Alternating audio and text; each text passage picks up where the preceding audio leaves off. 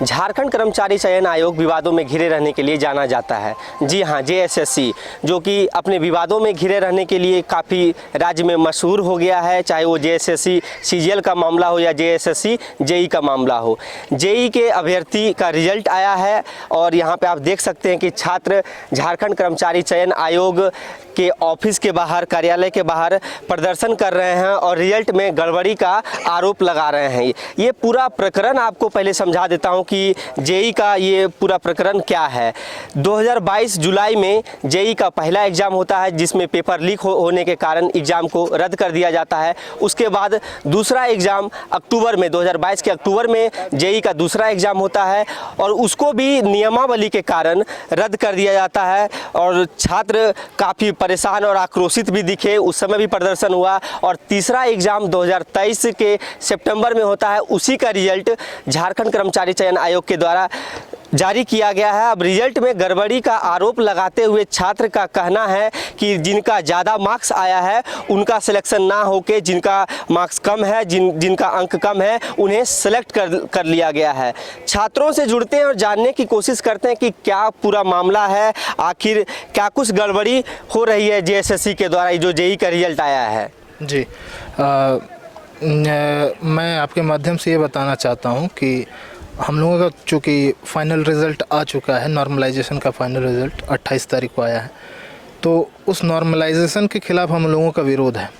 विरोध ये है कि कई ऐसे छात्र हैं जिनका मार्क्स बहुत ही ज़्यादा आया है, उसके बाद भी उनका नॉर्मलाइजेशन के बाद क्या प्रक्रिया हुआ ये हम लोगों को अभी तक पता नहीं है। क्या कट ऑफ है, क्या स्कोर है, इन सब से हम लोग अभी तक अवगत नहीं है। और इसके थ्रू हम लोगों को पता चलता है कि किसी लड़के का आ रहा है 519 नंबर, वो अनसेलेक्टेड है, जबकि किसी लड़के का नंबर आ रहा है 200-250 इस रेंज में आ रहा है और वो सेलेक्ट हो जा रहे हैं, वो दूसरे शिफ्ट से हैं तो उनका सिलेक्शन हो जा रहा है। अभी कुछ देर पहले ही एक लड़के के बारे में पता चला जो कि 106 नंबर लाया है उन्होंने, उनका जो रॉ मार्क्स है वो 106 नंबर है, एससी कैटेगरी से वो बिलोंग करते हैं, उनका सिलेक्शन हो जाता है।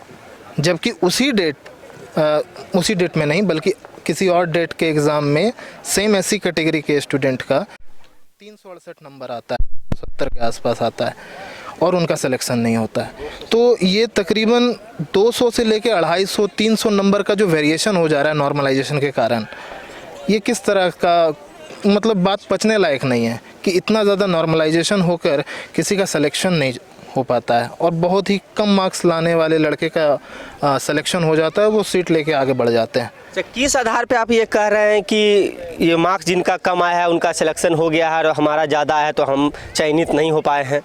जी, उनका कुछ डेटा है हम लोगों के पास, जैसे कि हम दिखा सकते हैं।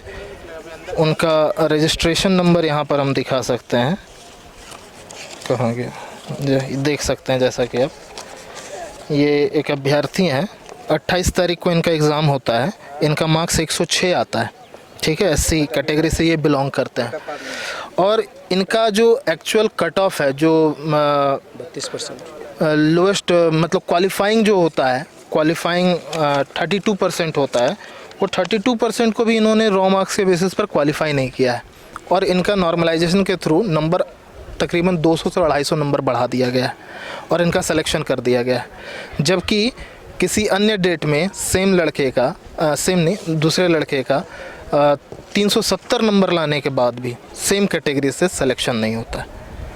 और ये इस लड़के का जिसका मैं प्रमाण दे रहा हूँ, इसका सेम इसी रोल नंबर का जिक्र जो 28 तारीख को रिज़ल्ट निकला है उसमें इस रोल नंबर का जिक्र है, सेम रोल नंबर वहाँ पर भी मेंशन्ड है।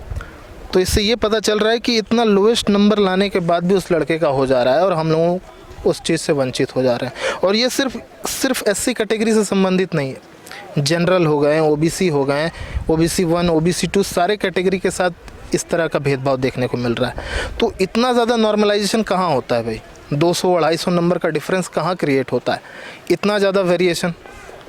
तो हम लोगों का विरोध इसी से संबंधित मतलब नॉर्मलाइजेशन का ये मतलब के तरीके से इस रिजल्ट को जारी किया गया और उसी के आधार पे चयनित किया गया अभ्यर्थियों को। जी, हम लोग इसी पे अपना विरोध जता रहे हैं। और ज़्यादातर बच्चों का जो चयन है 28, 30 और 1, 28 सितंबर, 30 सितंबर और 1 अक्टूबर। अराउंड 80% आप कह सकते हैं, या फिर सबसे मैक्सिमम लोगों का जो सिलेक्शन हुआ है वो इन्हीं 3 तारीखों में हुआ है। बाकी हम लोगों का जो एग्ज़ामिनेशन हुआ था वो 13 शिफ्ट में हुआ था। उन 13 शिफ्ट में 3 शिफ्ट में अराउंड 80%, 70 to 80% सिलेक्शन देखने को मिला है। तो बाकी रेस्ट 10 शिफ्ट के लोगों ने क्या गलती की है जो वो सिलेक्शन से वंचित रह गए। उन 3 शिफ्ट के अभ्यर्थियों को चयनित कर लिया गया और 10 शिफ्ट जो बाकी उससे कम लिया गया है। उन बचे हुए 10 शिफ्ट में भी किया गया है, पर उनका परसेंटेज 20% है। किसी शिफ्ट से 10 से 12 या फिर 20-30 बच्चों का ही सिलेक्शन हुआ है। बाकी सभी रेस्ट में ऐसा ही देखने को मिला है। और अराउंड 80% आप सिलेक्शन मान के चलिए इन 3 तारीखों में हुआ है, 28 सितंबर, 30 सितंबर और 1 अक्टूबर। तो यदि इस तरह से ही हम लोगों का सिलेक्शन प्रोसीजर करवाना था तो हम लोगों को भी 28 तारीख के एग्ज़ाम में हम लोगों को भी एग्ज़ाम करवा लेना था। हम लोगों का क्या गलती है? यदि कोई बच्चा 4 तारीख के शिफ्ट में, 13 तारीख के शिफ्ट में यदि 500 नंबर, 550 नंबर, इस रेंज में नंबर यदि ला सकता है तो वो इतना मूर्ख तो नहीं है कि वो 28 तारीख, 30 तारीख और 1 तारीख के एग्ज़ाम में वो मार्क्स न ला सके जो जिस मार्क्स पे लोग सेलेक्ट हो रहे हैं। तो इसमें हम लोगों की तो कोई गलती नहीं है। हम लोग इसी पे पूरी तरह से अपना विरोध जता रहे हैं और आगे भी जताते रहेंगे। जी, हमारा नाम आशुतोष हुआ। तो छात्रों में आक्रोश है, उनका कहना है कि ये जो रिजल्ट में गड़बड़ी हुई है इसको लेकर हम आगे भी विरोध मार्च निकालेंगे और विरोध करते रहेंगे। और भी हमारे साथ छात्र हैं, इनसे जुड़ते हैं और जानने की कोशिश करते हैं कि क्या कुछ पूरा मामला है, आखिर रिजल्ट में गड़बड़ी क्यों हुई है। सर, जैसा कि आप जानते हैं कि हम लोग का जैसे जूनियर इंजीनियर का एग्ज़ाम हमेशा विवादों से घिरी हुई है। तो सर मेरा विरोध यही है कि जो हम लोग का इस बार जो रिज़ल्ट आया है काफ़ी मुश्किल के बाद, उसमें ये हुआ है कि काफ़ी कम जो मार्क्स लाए हैं उसका सिलेक्शन हो चुका है, बट जो उससे ज़्यादा 3 गुना 4 गुना मार्क्स जिसका आया हुआ है उनका रिज़ल्ट नहीं आ पाया है। तो सर मेरा कहना का ये मतलब है कि जो स्टार्टिंग में जिनका एग्ज़ाम था उनका तो एक तरह से लक बाई चांस हो गया कि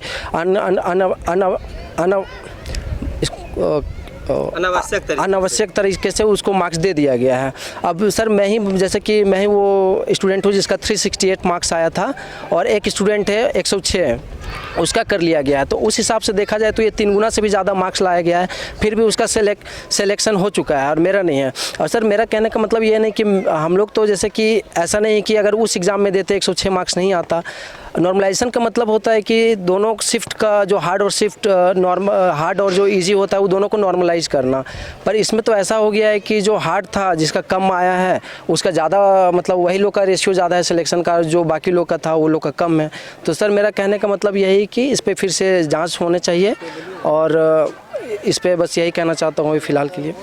क्या नाम हुआ आपका? मेरा नाम राहुल कुमार नायक हुआ।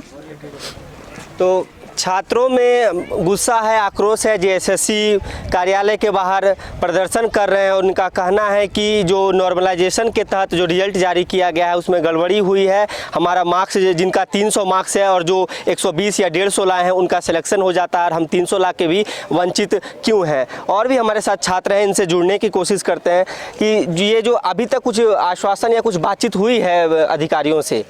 जी, अंदर जाने की तो बात हुई है। मैं छात्र भी हूँ और अभिभावक भी हूँ, ठीक है। मेरे भाई का एग्ज़ाम हुआ था।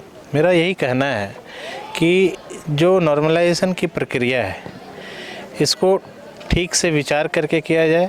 ऐसा नहीं है कि जो विद्यार्थी 500, 400, 450 नंबर ला रहे हैं वो किसी एक शिफ्ट में 100-150 नंबर ला के सेलेक्ट नहीं हो सकते हैं। ऐसा नहीं है, ये तो पूरा मैटर ऑफ लक है।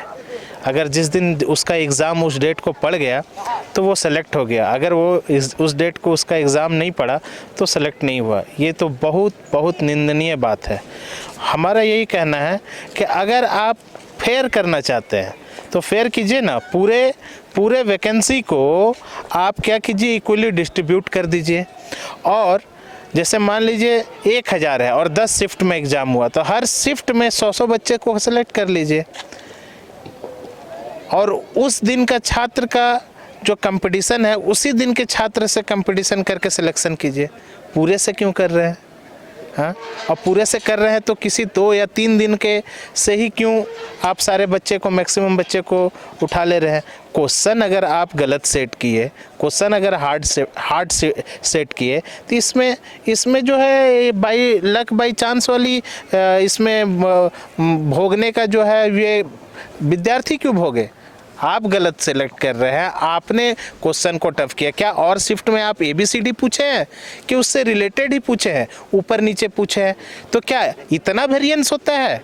इतना वेरिएंस है? मैं अपने माध्यम से सरकार से पूछना चाहता हूं, क्या 200 300 नंबर का नॉर्मलाइजेशन में डिफरेंस होता है? मैं यहाँ के हाई कोर्ट के जस्टिस से पूछना चाहता हूं, यहाँ से तमाम जनता से पूछना चाहता हूं, हर एक लोगों से यही पूछना चाहता हूं, क्या इतना नंबर का नॉर्मलाइजेशन होता है क्या? और सारे शिफ्ट में क्या आपने ABCD पूछा था? और दूसरे शिफ्ट में तो ऐसा पूछा ही क्यों? अगर बहुत हाई और बहुत लो का अंतर है तो ऐसा आपने पूछा ही क्यों? सबके साथ सोशल जस्टिस होना चाहिए, और नहीं तो ये इनइक्वलिटी का मामला है, राइट टू इनइक्वलिटी का मामला है। ये इस पे कोर्ट फिर जो है, इस पे कोर्ट जो है ये करेगी, विचार करेगी। ये बहुत ही गलत हो रहा है, बहुत ही निंदनीय है। क्या नाम हुआ आपका? अभिषेक कुमार राय नाम हुआ मेरा।